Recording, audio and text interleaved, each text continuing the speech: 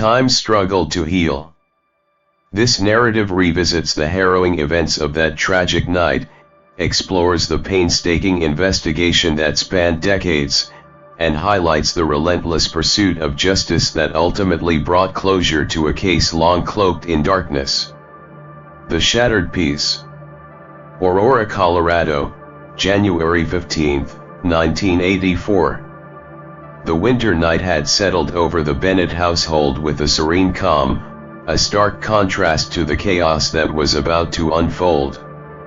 The Bennett residence, a modest two-story home nestled in a quiet suburban neighborhood, was alive with anticipation. Inside, the air was thick with the sweet aroma of freshly baked cake and the soft melodies of birthday tunes playing in the background. Connie Bennett, a woman in her late 50s, sat in the living room, her eyes lingering on the framed photographs adorning the walls. Each picture captured a moment of happiness: Bruce, her son, with his easy smile, Deborah, his wife, radiating warmth, and their two daughters, Melissa and Vanessa, caught mid-laughter. These images were a testament to the life they had built together, filled with love, dreams, and the promise of a bright future. Bruce Bennett, a man of sturdy build and gentle demeanor, was in the kitchen, putting the final touches on the evening's refreshments. His hands moved deftly, a testament to years of hard work in the family's furniture distribution business. Deborah, equally dedicated, was arranging balloons and streamers, her movements precise yet infused with a mother's tender care. The daughters, Melissa, 8, and Vanessa, 3, were engrossed in their own world of playful chatter and innocent giggles, oblivious to the darkness that loomed just beyond their doorstep. As the evening progressed, the house buzzed with the arrival of relatives and friends. Laughter echoed through the halls, mingling with the clinking of glasses and the occasional burst of birthday songs. It was a picture-perfect celebration, the kind that Connie had meticulously planned to honor her beloved granddaughter. However, amidst the joyous chaos, a seemingly insignificant detail slipped unnoticed: the garage door remained ajar. Bruce, ever the attentive host, had reminded his guests to lock up before they departed, but in the flurry of activities, the garage door was inadvertently left open. It was a minor oversight, one that would soon prove to be the harbinger of unimaginable horror. The night wore on, and one by one, the guests began to depart, leaving behind the remnants of a joyous celebration. The house, once vibrant with life, slowly returned to its tranquil state. The last light flickered out, and silence enveloped the Bennett residence once more. The following morning, January 16, 1984, began like any other. The first rays of sunlight filtered through the curtains, casting a warm glow on the living room where Connie was still sitting, her eyes heavy with fatigue. Her peace was abruptly shattered by an unsettling phone call from the family's furniture store. Bruce and Deborah hadn't arrived for work, and their phones went unanswered. A sense of unease gnawed at her, prompting Connie to make the dreaded visit to her children's home. Driving through the quiet streets of Aurora, Connie's mind raced with worst-case scenarios. Her heart pounded as she approached the Bennett residence, the memory of last night's slight oversight echoing ominously in her thoughts. The garage door, once again, stood open, its presence a silent yet foreboding sign. Steeling herself, Connie pushed open the door and stepped inside. The familiar scent of home was replaced by an acrid smell of blood and decay. Her eyes widened in disbelief as she took in the scene before her. Bruce lay motionless at the foot of the stairs, his body marred by horrific wounds. Deborah's lifeless form was sprawled on the floor of the master bedroom, her face contorted in eternal agony. but the true horror lay in the children's room. Melissa's small body was found battered and stabbed, her innocent face hidden beneath a blanket stained with blood.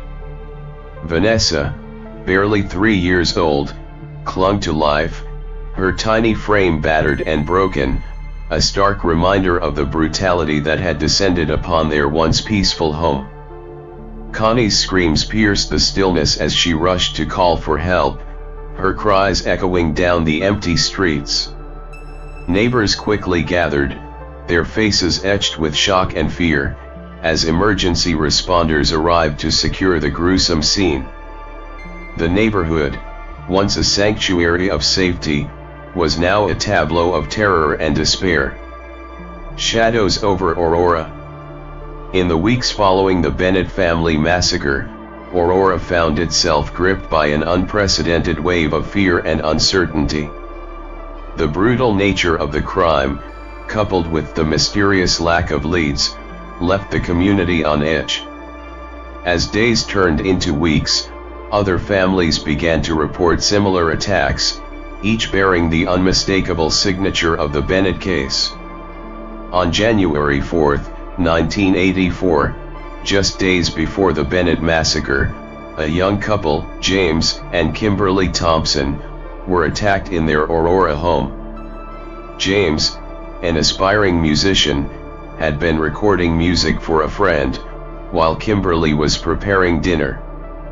Without warning, an unknown assailant broke into their home, wielding a heavy hammer.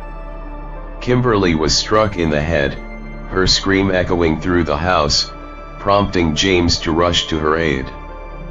In the ensuing chaos, James was also severely injured but managed to chase the attacker out into the cold night.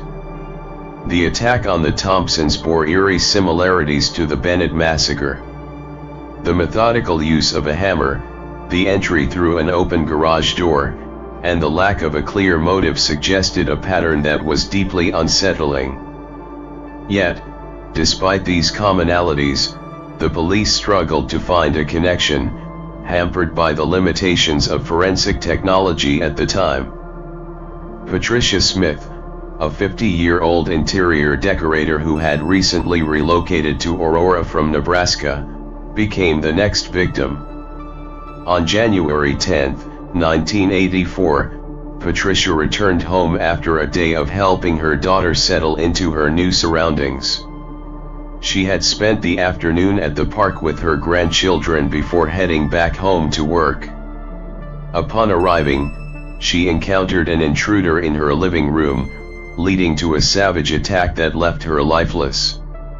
Each new attack seemed to escalate in brutality, yet the perpetrator remained elusive. The use of blunt instruments, the absence of forced entry, and the specific pattern of targeting families suggested a calculated and remorseless killer. The local police force, already stretched thin by the Bennett massacre, found themselves grappling with a series of unsolved murders that struck fear into the hearts of Aurora's residents. The attacks did not stop with Patricia Smith. Donna Williams, a flight attendant for Frontier Airlines, became another victim on the same night as Patricia. Donna had been off duty, waiting for her partner Ron to return home.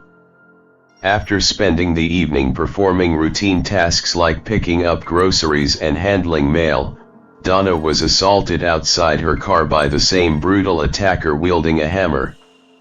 Despite sustaining severe head injuries, Donna survived but was left with significant physical and psychological scars. These successive attacks painted a grim picture of a relentless predator, one who seemed to revel in the chaos and destruction he left in his wake.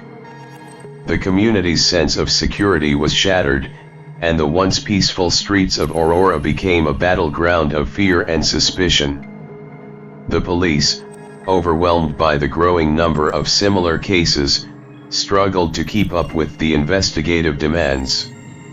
The lack of advanced forensic tools meant that each new crime scene provided little more than fragmented clues. Blood-stained tools, scattered personal belongings, and untraceable footprints were the only remnants of the assailant's presence, offering little hope for swift resolution. Amidst the mounting pressure, the Bennett family emerged as a symbol of resilience and hope. Connie Bennett, determined to find justice for her family, became a vocal advocate for the victims and a relentless seeker of truth. Her unwavering commitment to uncovering the identity of the murderer galvanized the community, fostering a sense of unity and purpose in the face of adversity. The long shadow of time. As the years passed, the Bennett Family Massacre became a haunting memory for the residents of Aurora. The initial fear gave way to a cautious vigilance, and life gradually returned to a semblance of normalcy. However, the unresolved nature of the case left an indelible mark on the community and the Bennett family, lingering like a shadow that refused to fade. The 1980s were a transformative period for forensic science, yet the technology available at the time was woefully inadequate for solving the Bennett case. DNA analysis was in its infancy, and the methods for collecting and preserving evidence were rudimentary at best. This technological gap meant that despite the collection of numerous physical clues, the authorities were unable to piece together the puzzle of the Bennett massacre and the subsequent attacks. As the investigation stagnated, the community grappled with unanswered questions. Who was this ruthless murderer? What drove him to commit such heinous acts? Was he a lone predator, or part of a larger network?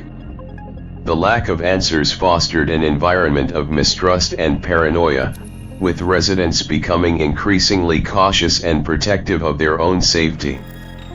In the years that followed, several theories emerged.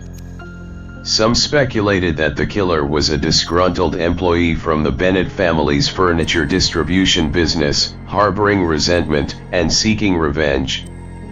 Others suggested a more sinister motive, perhaps linked to organized crime or personal vendettas. However, without concrete evidence, these theories remained speculative, offering little comfort to the grieving families. Connie Bennett, undeterred by the lack of progress, continued her quest for justice. Her determination became a driving force, inspiring others in the community to join the search for truth. Connie's relentless pursuit highlighted the emotional and psychological toll that unresolved crimes can take on survivors, underscoring the need for closure and accountability. The passage of time, however, brought both challenges and unexpected developments. Advances in forensic technology began to reshape the landscape of criminal investigations, offering new tools and methodologies that had the potential to breathe life into cold cases. Techniques such as DNA profiling, which had revolutionized law enforcement in the decades since the 1980s, became crucial in re-examining old evidence with fresh eyes. In the early 2000s, a renewed interest in the Bennett case emerged, fueled by both technological advancements and a societal shift towards solving long-standing cold cases. The rise of genealogical research and DNA databases provided a new avenue for investigators, allowing them to trace the lineage and connections of potential suspects with unprecedented precision. This new wave of forensic innovation offered a glimmer of hope for the Bennett family and the community of Aurora. The prospect of finally uncovering the truth after 3 decades of uncertainty was both daunting and promising. As the dust of the past began to settle, the stage was set for a resurgence in the pursuit of justice, driven by the unyielding spirit of those who refused to let the memory of the victims fade into obscurity. The breakthrough. 2018 marked a turning point in the Bennett Family Massacre, a beacon of hope that had long been extinguished. The convergence of persistent investigative efforts, technological advancements, and the unwavering determination of Connie Bennett culminated in a breakthrough that would finally bring closure to one of Colorado's most harrowing cold cases. The journey to this momentous discovery began with the re-examination of existing evidence.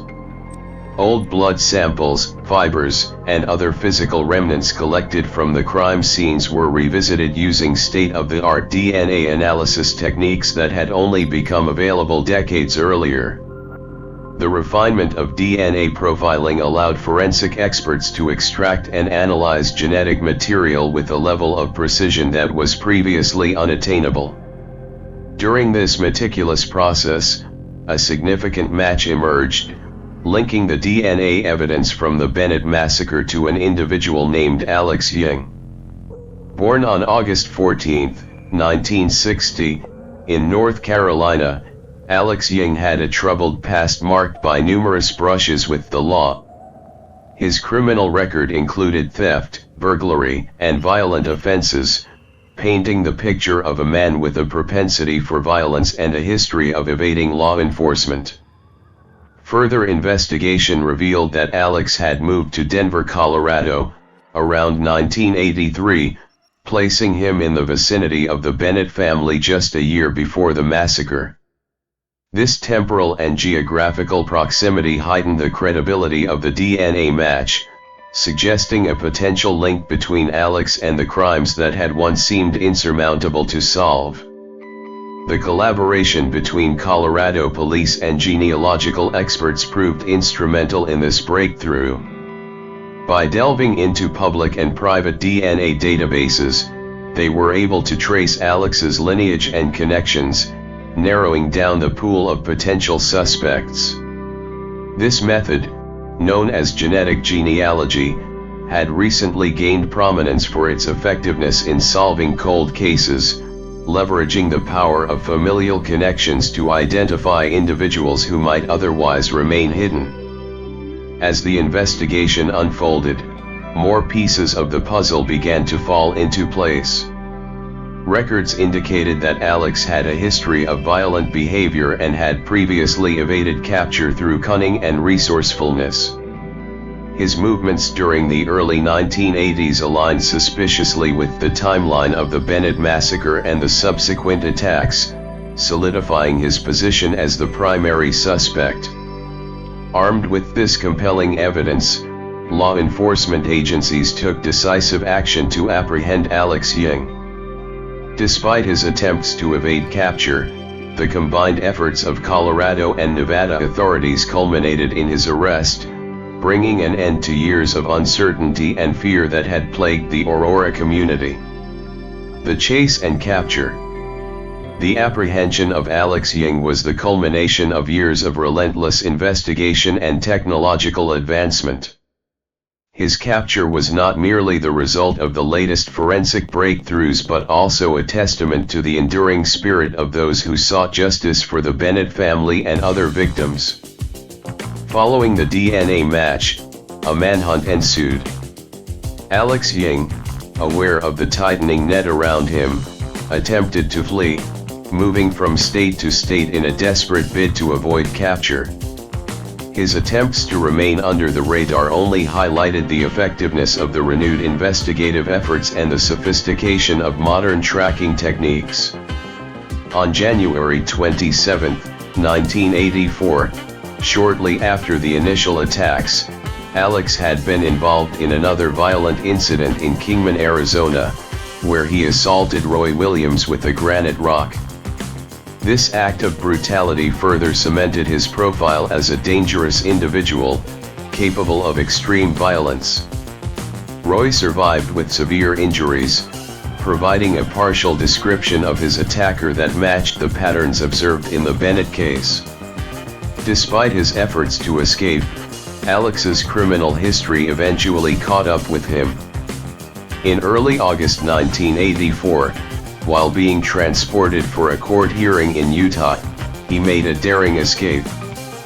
Dressed in nothing but red shorts and an orange jumpsuit, Alex slipped away from the authorities during a stop at a service station, igniting a frantic manhunt that spread across multiple states.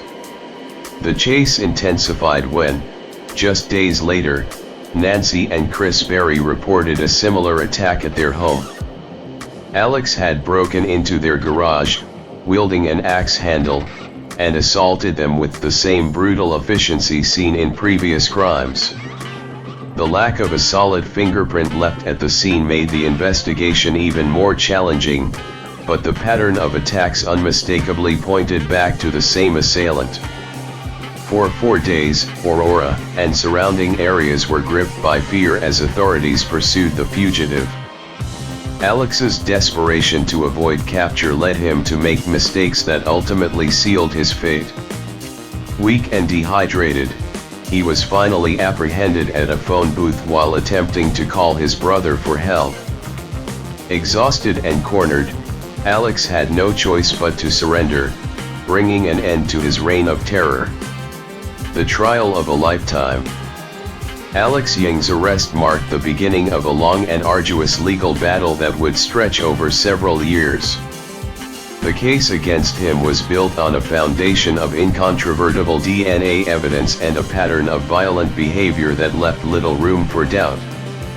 However, the road to justice was anything but straightforward. In July 2021, the trial for the Bennett Family Massacre commenced. The courtroom was filled with an air of tension and anticipation as the prosecution laid out a compelling case against Alex. DNA evidence clearly linked him to the crime scenes, placing him in proximity to the bodies of Bruce, Deborah, and Melissa Bennett. The prosecution drew chilling parallels between the Bennett murders and other similar attacks, emphasizing the consistent modus operandi of the assailant. Despite the overwhelming evidence, the defense mounted a vigorous challenge, questioning the integrity of the forensic processes and suggesting possible contamination or mishandling of evidence. The defense team sought to cast doubt on the prosecution's narrative, arguing that the DNA evidence was inconclusive and that there were alternative explanations for the patterns observed in the attacks. The trial was a roller coaster of emotions, with testimonies from survivors, experts, and law enforcement officials painting a vivid picture of the horror inflicted upon the victims. Connie Bennett's heartbreaking recount of discovering her family's lifeless bodies was a poignant highlight, bringing a human element to the cold, hard evidence presented in court. After 3.5 hours of deliberation, the jury faced a deadlock, signaling the complexity and gravity of the case. The judge ordered a continuation, urging the jury to remain focused and return the following day. 6 more hours of deliberation ultimately led to a unanimous verdict. Alex Ying was found guilty on all counts, including 3 counts of murder and various other charges. The sentencing was swift and severe. Alex was handed 3 consecutive life sentences without the possibility of parole, ensuring that he would spend the rest of his days behind bars. The verdict was a significant victory for the Bennett family and the Aurora community, finally bringing closure to a case that had haunted them for decades. The aftermath and healing. The conviction of Alex Ying brought a sense of relief and justice to the Bennett family, but the emotional scars left by the massacre were deep and enduring. Vanessa Bennett, the sole survivor of the attack, faced a long and painful journey of recovery. At just 3 years old during the massacre, Vanessa's physical injuries were severe, but the psychological trauma was immeasurable. Vanessa's resilience became a beacon of hope for her family and the community. Over the years, she worked tirelessly to overcome the darkness that had once overshadowed her childhood. Through therapy, support from loved ones, and a steadfast determination to rebuild her life, Vanessa began to reclaim her sense of self and purpose. Connie Bennett, steadfast in her quest for justice, found solace in the conviction of Alex Ying. The long-awaited closure allowed her to begin the healing process, although the memories of that fateful night remained a constant presence. Connie's unwavering dedication to finding the truth served as an inspiration to many, embodying the strength and resilience required to confront unimaginable loss. The Aurora community, too, found a measure of peace as the years passed and the case was finally resolved. The legacy of the Bennett Family Massacre prompted a renewed focus on improving forensic methods and supporting victims of violent crimes. The advancements that ultimately led to the solving of the case underscored the importance of perseverance and innovation in the pursuit of justice. Vanessa, now an adult, emerged as a voice for other survivors, advocating for improved support systems and forensic practices to prevent similar tragedies in the future. Her journey from a traumatized child to an empowered advocate highlighted the enduring human spirit's capacity to overcome even the darkest of experiences. Conclusion: the light after the darkness. The Bennett Family Massacre stands as a poignant testament to the enduring pursuit of justice and the profound impact of technological advancements in solving cold cases. Over 30 years after the tragic events of 1984, the relentless efforts of Connie Bennett, combined with breakthroughs in forensic science, brought closure to a family and a community that had long been haunted by unanswered questions and unhealed wounds. This case underscores the critical importance of never giving up in the face of adversity and the potential for science and perseverance to unveil the truth, no matter how deeply it may be buried. The Bennett family's story is not just one of loss and tragedy, but also of resilience, hope, and the unwavering belief that justice, no matter how delayed, can ultimately prevail. In revisiting the Bennett Family Massacre, we honor the memory of those who were lost, acknowledge the pain endured by the survivors, and celebrate the triumph of justice achieved through unwavering dedication and the relentless march of scientific progress. It is a reminder that even in the darkest of times, the light of truth and justice can shine through, offering a path to healing and peace for those who have suffered the most. Author, ChatGPT. Note: this narrative is based on true events and is crafted to honor the unyielding spirit of the Bennett family and the diligent efforts of law enforcement in their quest for justice.